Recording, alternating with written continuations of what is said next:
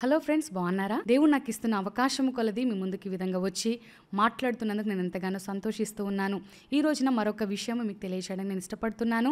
అదేంటంటే, ఈ రోజున చాలామంది వారి సమయాన్ని చాలా వృధాపరుచుకుంటూ ఉన్నారు.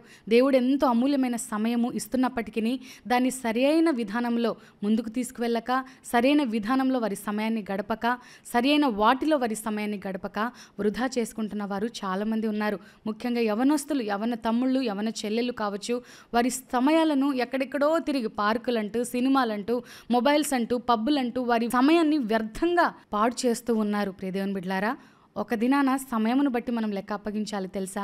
నీ జీవితంలో ఇంకా చక్కని సమయాన్ని, దినాలను నువ్వు కలిగి ఉన్నావంటే, చక్కని ఆయుష్ను కలిగి ఉన్నావంటే నీ గొప్పతనం కాదు, దేవుడు నీకు ఇస్తున్న సమయం అది. కాబట్టి దేవుడు నీకు ఇస్తున్న సమయాన్ని బట్టి నువ్వు లెక్కప్ప చెప్పాలి. నువ్వు ఎక్కడ గడుపుతున్నావు, నువ్వు ఎక్కడ నీ సమయాన్ని వృధా పరుచుకుంటున్నావు, ఎప్పుడైనా ఆలోచించావా? చాలామంది సమయాన్ని వృధా చేసుకుంటూ ఉంటారు.